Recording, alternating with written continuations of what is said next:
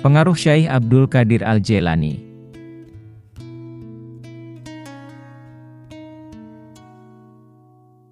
Seiring dengan semakin meluasnya pengaruh Syekh Abdul Qadir Al-Jailani ke seluruh dunia, banyak murid beliau meraih kedudukan penting, dan banyak penguasa menjadi muridnya.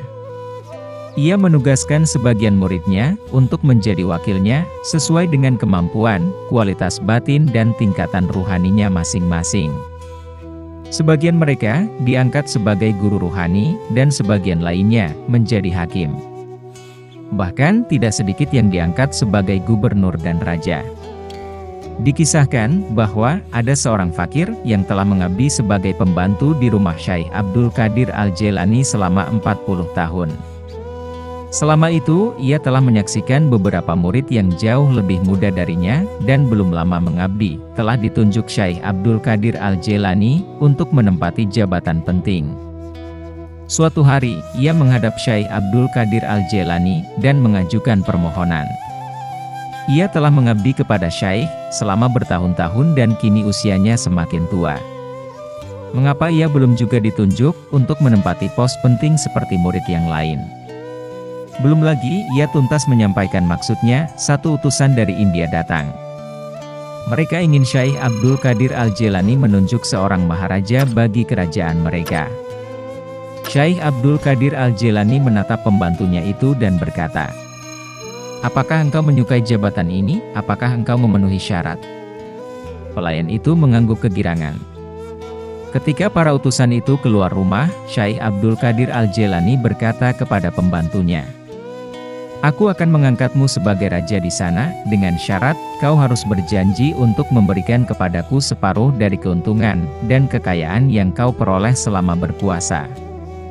Tentu saja pelayan itu menyanggupinya. Orang tua itu bekerja di rumah Syekh Abdul Qadir Al-Jailani sebagai juru masak. Hari itu, ia harus mengaduk hidangan yang akan disajikan. Setelah berbicara dengan Syekh Abdul Qadir Al-Jailani, ia kembali ke dapur untuk mengaduk makanan itu di sebuah kuali raksasa dengan sendok kayu. Di tengah pekerjaan itu, ia dipanggil untuk pergi bersama para utusan itu ke India sebagai raja mereka. Di negeri itu, ia dinobatkan sebagai raja. Ia dapatkan kekayaan berlimpah, ia bangun banyak istana untuk dirinya sendiri, ia menikah dan punya seorang anak laki-laki. Ia sepenuhnya telah melupakan Syekh Abdul Qadir Al-Jailani, dan janji yang diucapkannya. Pada suatu hari, ia menerima pesan bahwa Syekh Abdul Qadir Al-Jailani akan datang mengunjunginya. Ia bersiap-siap menyambut kedatangan Syekh Abdul Qadir Al-Jailani. Setelah upacara, prosesi, dan pesta yang megah, mereka berbincang berdua. Syekh Abdul Qadir Al-Jailani mengingatkan kesepakatan mereka, yaitu bahwa ia harus memberikan separuh dari semua keuntungan yang dikumpulkannya selama berkuasa.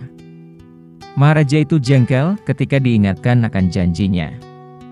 Kendati demikian, ia berjanji, esok lusa ia akan menyerahkan separuh dari semua kekayaannya kepada Syekh Abdul Qadir Al-Jailani. Keserakahan yang bertambah, seiring bertambahnya kekayaan, tak membiarkannya membuat daftar kekayaan dengan jujur. Tepat pada hari yang direncanakan, ia membawa daftar kekayaannya itu, yang menyerahkan kepada Syekh Abdul Qadir Al-Jailani. Meski daftar itu mencantumkan banyak istana dan kekayaan, semua itu hanyalah sebagian kecil dari kekayaan yang sesungguhnya. Syekh Abdul Qadir Al-Jailani tampak puas dengan bagian yang diperolehnya. Lalu Syekh Abdul Qadir Al-Jailani berkata, "Kudengar, kau juga memiliki seorang anak laki-laki." "Iya, sayangnya cuma seorang. Sekiranya ada dua, tentu akan kuberikan salah seorangnya kepadamu."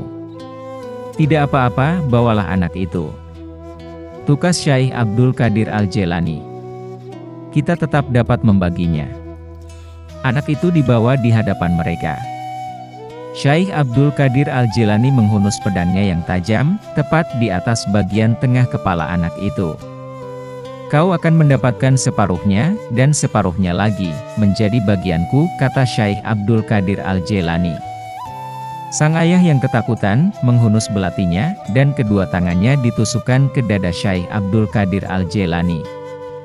Ia lakukan itu dengan mata terpejam. Ketika membuka matanya, ternyata ia sedang mengaduk makanan di kuali besar dengan sendok kayu. Syekh Abdul Qadir Al-Jilani menatapnya dan berkata, "Seperti kau lihat sendiri, kau belum siap menjadi wakilku. Kau belum memberikan segalanya, termasuk dirimu, kepadaku."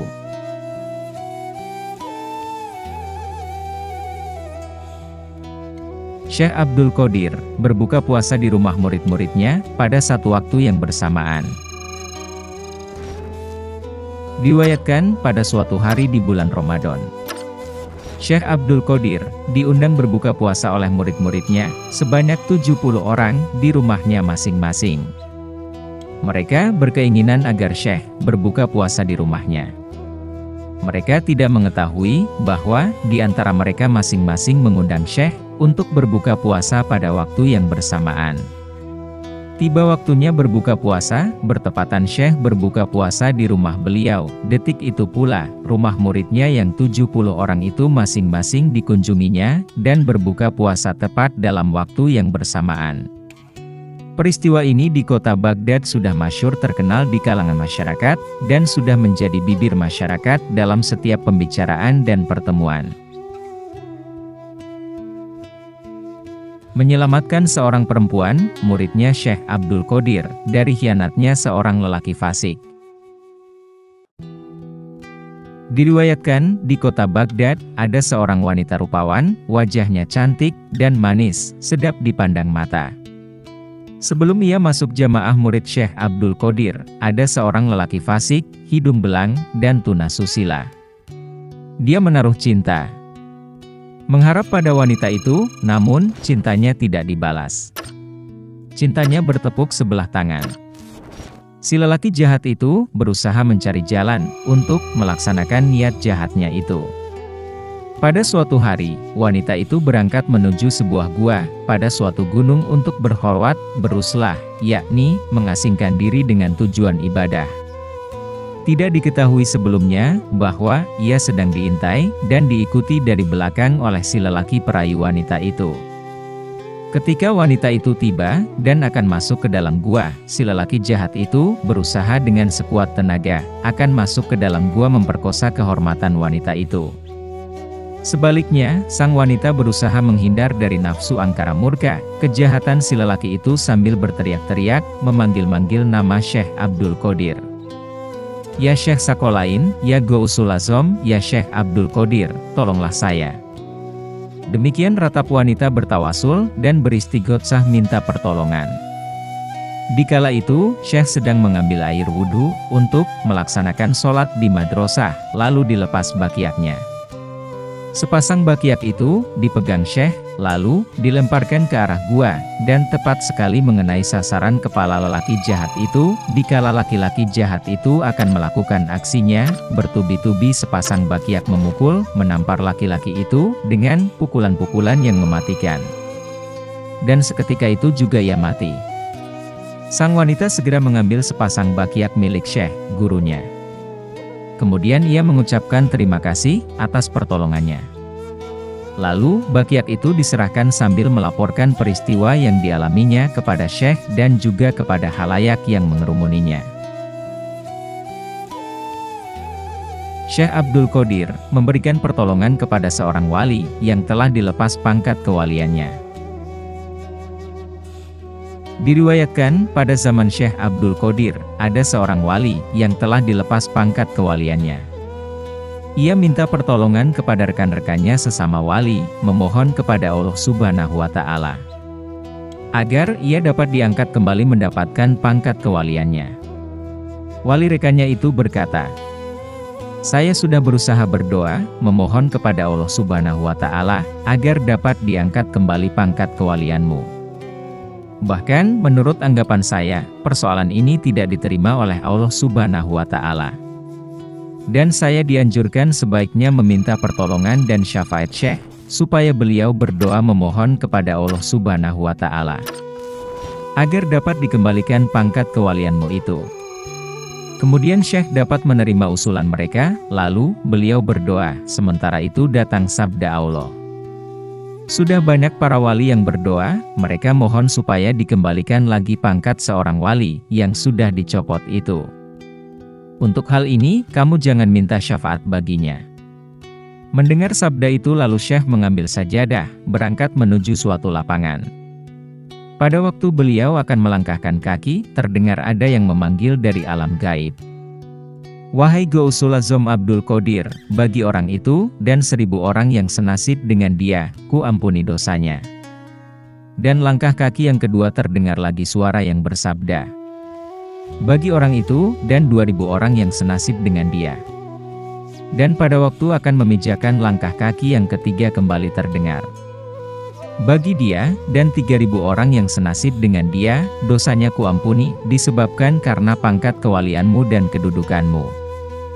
Syekh mengucapkan terima kasih kepada Allah Subhanahu wa Ta'ala atas anugerah yang telah diterima. Berkat karomah dan syafaat Syekh, wali yang dilepas pangkatnya itu dapat diterima kembali. Syekh Ahmad Kanji menjadi murid Syekh Abdul Qadir atas petunjuk gurunya. Diriwayatkan, pada suatu hari, Syekh Ahmad Kanji sedang mengambil air wudhu, terlintas dalam hatinya, bahwa, torekat Syekh Abdul Qadir itu, lebih disukai, daripada torekat-torekat lainnya. Gurunya yaitu, Syekh Abi Ishaq Maghribi, mengetahui pula apa yang terlintas dalam hati muridnya, lalu beliau bertanya. Apakah kamu mengetahui tentang kedudukan Syekh Abdul Qadir? Dijawab oleh Syekh Ahmad Kanji. Saya tidak tahu. Lalu gurunya menjelaskan. Perlu diketahui, bahwa Syekh Abdul Qadir itu memiliki 12 sifat-sifat kemuliaan. Kalau lautan dijadikan tintanya, dan pepohonan dijadikan penanya, manusia, malaikat, dan jin sebagai penulisnya, maka tidak akan mampu menuliskan sifat-sifat jati diri yang dimiliki beliau itu. Mendengar penjelasan dari gurunya itu, ia makin bertambah mahabbah kecintaannya kepada Syekh Abdul Qadir, hatinya berbisik. Salah satu harapanku, jangan dahulu aku meninggal, sebelum aku mendalami dan mengamalkan thariqahnya. Kemudian, dengan kemauan yang keras, berangkatlah ia menuju kota Baghdad. Setibanya di sebuah gunung di wilayah Ajmer, di bawah gunung mengalir sungai, lalu ia mengambil air wudhu untuk bersembahyang, serta beristirahat di tempat itu. Angin bertiup sepoi-sepoi, basah mengipasi badan yang letih, sehingga ia terlena dan tertidur dengan nyenyaknya. Di dalam keadaan tidur, ia bermimpi dikunjungi Syekh Abdul Qadir. Beliau membawa mahkota merah dan sorban hijau. Syekh Ahmad Kanji berdiri menghormati kedatangan beliau.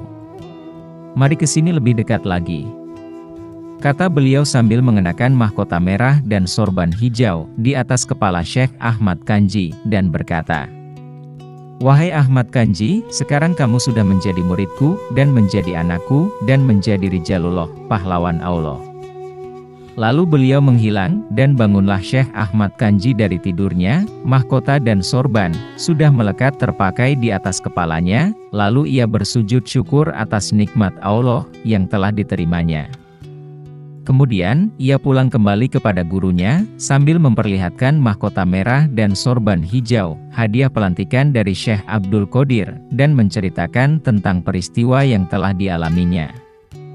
Gurunya berkata, Wahai Ahmad Kanji, mahkota dan sorban itu adalah suatu hirqoh kemuliaan dan keberkahan bagimu, dan kamu sangat dikasihi Syekh Abdul Qadir. Sekarang berdirilah tegak, dan kamu telah menjadi wali yang utama. Dengan mengharap keberkahannya, Syekh Abi Ishaq Maghribi memakai mahkota dan sorban itu di kepalanya, lalu diserahkan kembali kepada Syekh Ahmad Kanji.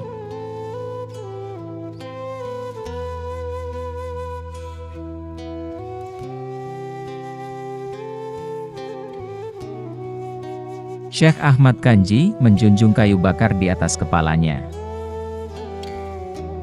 Syekh Ahmad Kanji, pekerjaannya adalah mencari kayu bakar, untuk memasak roti bagi fakir-fakir. Setelah mengenakan mahkota dari Syekh Abdul Qadir, gurunya berkata, Sekarang engkau tidak layak mencari kayu bakar, sebab kepalamu telah dimahkotai dengan mahkota yang mulia. Lalu, Syekh Ahmad Kanji memohon izin dari gurunya, untuk mencari kayu bakar. Ujar gurunya, Ya kalau kamu bersikeras, silahkan saja. Ia pun berangkat ke gunung, mengumpulkan kayu bakar, dan diikat. Waktu akan diangkat ke kepalanya, kayu bakar itu melayang di atas kepala Syekh Ahmad Kanji, kira-kira sehasta dari kepalanya. Lantas Syekh Ahmad Kanji pulang kepada gurunya. Ikatan kayu bakar terus melayang mengikuti Syekh Ahmad. Setibanya di tempat gurunya, yaitu Syekh Abi Ishaq Maghribi, gurunya berkata, "Nah, Syekh Ahmad, tadi kataku bagaimana, kepalamu tidak pantas dipakai membawa kayu bakar, sebab sudah ditempati mahkota dan sorban yang mulia. Sejak kini, sudahlah jangan mencari kayu bakar. Engkau oleh Sayyid Abdul Qadir Al-Jailani sudah ditunjukkan dalam pangkat Rijalullah."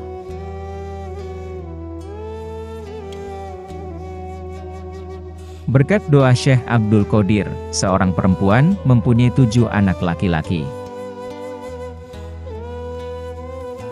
Dalam kitab Muntahab Jawahiril Qolaid diriwayatkan, ada seorang perempuan datang menghadap Syekh Abdul Qadir, maksudnya ia mohon doa restu dan karomah Syekh agar ia dikaruniai seorang anak yang menjadi dambaan hati buah pelerai lara.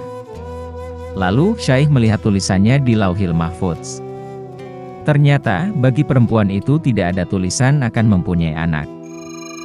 Di saat itu pula, Syekh berdoa kepada Allah yang Maha Berkuasa, agar perempuan itu diberi 2 orang anak. Selesai beliau berdoa, terdengar sabda Allah. Bukankah kamu sudah melihat di Lauhil Mahfudz, bahwa seorang anak pun tidak ada tulisannya bagi perempuan itu, dan sekarang malah kamu minta 2 orang anak? Syekh berkata lagi, saya mohon 3 anak. Dikala itu datang lagi sabda Allah, kamu sudah melihat di Lauhil Mahfudz, ia tidak ada lukisannya seorang anak pun, kini kamu minta 3 anak. Syekh berkata lagi, ya Allah, saya mohon 4 orang anak. Demikian seterusnya permohonan Syekh bertambah, meningkat sampai pada permohonan 7 orang anak. Pada waktu sampai batas 7 orang anak, datang sabda Allah. Sekarang sudah cukup, jangan lebih dari 7, dan permohonan itu kuterima. Atas anugerah karunia itu, lalu beliau bersujud syukur kepada Allah Subhanahu wa Ta'ala. Kemudian, Syekh mencomot segumpal tanah, dan sedikit dari tanah itu diberikan kepada perempuan itu. Dengan mengharap barokahnya, lalu perempuan itu membuat liontin mata kalung dari tanah itu yang dilapisi perak. Beberapa hari kemudian, perempuan itu hamil, dan sampai masa 9 bulan, ia melahirkan bayi kembar siam, 7 bayi laki-laki semuanya, dalam keadaan sehat dan selamat. Kian hari bayi itu menjadi besar, dan meningkat menjadi anak-anak dewasa. Beberapa tahun kemudian, keyakinan perempuan itu menjadi berubah. Tercetus dalam bisikan hati perempuan itu prasangka buruk terhadap Syekh. Ia berkata sambil memegang perhiasan liontin mata kalung yang dipakai. Untuk apa gunanya tanah ini, tiap hari selalu bergantung di bawah leherku, sekarang aku sudah punya anak, untuk apalagi kalung ini kupakai, tidak ada gunanya. Seusai ia berkata dalam hati nuraninya, dengan spontanitas ke-7 anaknya itu mati.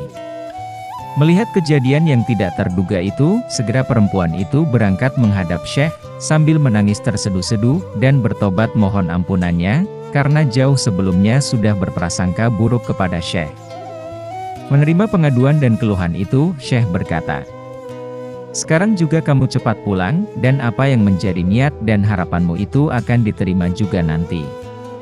Setibanya di rumah dengan penuh cemas ternyata anaknya yang sudah mati, semuanya hidup kembali.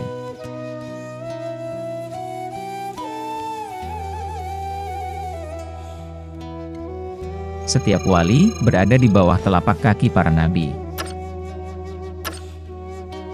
Pernah suatu saat, Syekh Abdul Qadir berjalan di udara, di depan banyak orang dan berkata, matahari selalu menyampaikan salam kepadaku, setiap kali ia ingin terbit. Demikian pula halnya dengan hari, bulan, dan tahun. Mereka juga menginformasikan aku apa yang terjadi pada hari, bulan, tahun tersebut. Dibeberkan kepadaku di Lauh Al-Mahfudz, siapa yang mendapatkan kesenangan, dan siapa yang mendapatkan kesusahan. Aku tenggelam dalam lautan ilmu, dan musyahadahnya, penyaksian. Aku adalah sandaran kalian dan wakil Rasulullah di muka bumi. Syekh Abdul Qadir berkata, setiap wali berada di bawah telapak kaki para nabi, dan aku berada di bawah telapak kaki kakekku, Rasulullah Shallallahu Alaihi Wasallam. Semua tempat yang aku injak, maka bekasnya akan menjadi telapak kaki Nabi Muhammad Shallallahu Alaihi Wasallam. Harisma dan karakteristiknya Syekh Abdul Qadir Al-Jailani. Mufti Irak, Syekh Muhyiddin Abu Abdullah Muhammad bin Hamid Al-Baghdadi berkata, Syekh Abdul Qadir adalah seseorang yang mudah menangis, sangat karismatik dan makbul doanya. Karismanya memancar dari karakternya yang berbudi mulia, keturunannya yang terhormat. Beliau keturunan ke-9 dari Rasulullah Shallallahu Alaihi Wasallam. Beliau adalah manusia yang paling jauh dari kejahatan dan paling dekat dengan kebenaran, serta sangat takut jika melanggar perintah Allah. Tidak pernah beliau marah karena dirinya, dan tidak pernah pula beliau meminta pertolongan kecuali kepada Allah. Beliau tidak pernah menolak para pengemis, walaupun harus memberikan salah satu dari dua baju yang dipakainya. Taufik adalah penunjuknya, inayah adalah penolongnya, dan ilmu adalah pendisiplinnya, dan al-qarb, kedekatan, adalah gurunya. Pengajian adalah harta karunnya, pengetahuan adalah bentengnya, ceramah adalah penasehatnya, dan waktu adalah dutanya. Manusia adalah sahabatnya, kemudahan adalah pengirimnya, kejujuran adalah panjinya, keterbukaan adalah alatnya. Kebijaksanaan adalah bawahannya, zikir adalah menterinya, dan pikiran adalah teman bercakapnya. Mukasyafah, ketersingkapan, adalah makanannya, dan musyahadah, penyaksian, adalah obatnya. Adab syariah adalah tampak luarnya, sedangkan sifat-sifat hakikah adalah rahasianya.